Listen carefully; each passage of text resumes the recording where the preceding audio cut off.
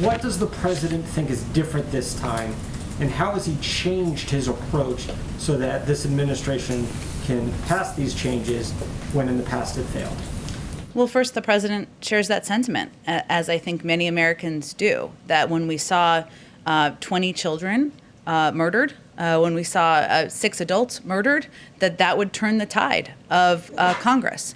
We have seen data and statistics still across the country still broadly support background checks. I think it's about 80% of the American public support background checks, including a good percentage of gun owners support background checks. We've seen states take action since that time. A number of states across the country have put in place a number of laws. Sometimes states are the leaders, as we know, and we've seen in other areas of policymaking.